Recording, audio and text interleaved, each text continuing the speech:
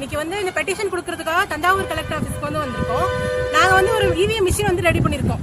இவிஎம்ல வந்து மோசடி வந்து பண்ண முடியும் அப்படிங்கறத நாங்க வந்து ப்ரூவ் பண்றோம். அதை நாங்க வந்து ப்ரூவ் உங்க முன்னாடி வந்து செஞ்சு காட்டுறதுக்கு எங்களுக்கு வந்து அனுமதி கொடுங்க அப்படின்னு சொல்லிட்டு ஒவ்வொரு கலெக்டர் ஆஃபீஸ்க்கு வந்து போய் மாவட்ட ஆட்சியர்களை வந்து நேரடியாக சந்திச்சு பெட்டிஷன் கொடுத்துட்டு இருக்கோம். இந்த மாதிரி டைம் கேட்டுட்டு இருக்கோம். அதுக்கான டைம் வந்து கேட்டுட்டு இருக்கோம்.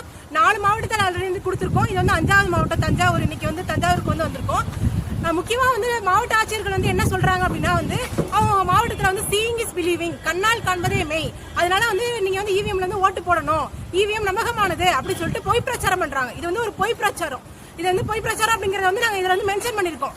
மக்கள்கிட்ட வந்து உண்மையை மறைச்சு நீங்க வந்து உண்மைக்கு புறமான ஒரு விஷயத்த மக்கள்கிட்ட வந்து பிரச்சாரம் பண்றீங்க.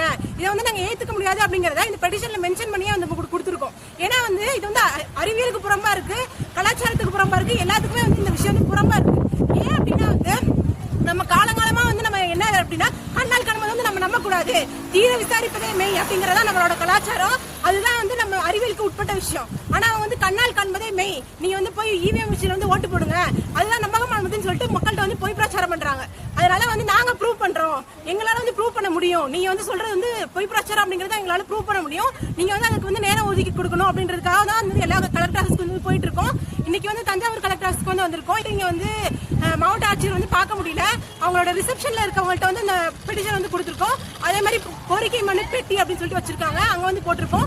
ஏன்னா எந்த ஆபீஸ்லயுமே வந்து இங்க வந்து ஆட்கள் இல்ல, பணியாளர்கள் யாரும் இல்ல. தஞ்சாவூர் மாவட்டத்தில் வந்து 10 பேருக்கு வந்து 2022 நடந்த நகர்ப்புற உள்ளாட்சி தேர்தலில் 0 ஓட்டு விழுந்திருக்கு. இதோட விளக்கத்தையும் நாங்கள் வந்து கேட்டிருக்கோம். எப்படி வந்து ஒரு வேட்பாளருக்கு வந்து 0 ஓட்டு விழ முடியும் அப்படிங்கிறத கேட்குறோம். இது வந்து ப்ரூஃப். இது இந்த ப்ரூஃப்க்கு வந்து அவங்க பதில் கொடுக்கணும். இந்த ப்ரூஃப் இருக்கு, இது இந்த எவிடன்ஸ் இருக்கு, இதுக்கு வந்து அவங்க கலெக்டர் வந்து கண்டிப்பா பதில் கொடுக்கணும். அதே மாதிரி 2026 நடக்கக்கூடிய தமிழ்நாடு சட்டமன்ற தேர்தல் வந்து வாக்குச்சீட்டுல தான் நடத்தணும். அது வந்து இவங்க தான் தேர்தல் அதிகாரி, இவங்களுக்கு வந்து பவர் இருக்கு. மாவட்ட நீதிபதி அளவுக்கு இவங்களுக்கு வந்து பவர் இருக்கு. இவங்க வந்து தன்னிச்சையா வந்து முடிவுகள் எடுக்க முடியும்.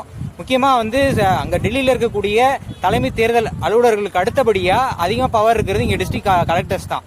ஏன்னா இவங்களும் வந்து மேஜிஸ்ட்ரேட் அளவு பவர் இருக்கு. எல்லா மாவட்ட ஆட்சியர்கள்ட்டையும் போய் வந்து இந்த நேரடியா பார்த்து எங்களுக்கு வந்து அனுமதி கொடுங்க, இதை வந்து செஞ்சு காட்டுறதுக்கு எங்களுக்கு நேரம் ஒதுக்கி கொடுங்க அப்படின்னு கேட்கணும். யாராவது கண்டிப்பா வந்து இதுக்கு வந்து அவங்க வந்து ஒரு பதில் கொடுத்துதான் ஆகணும்.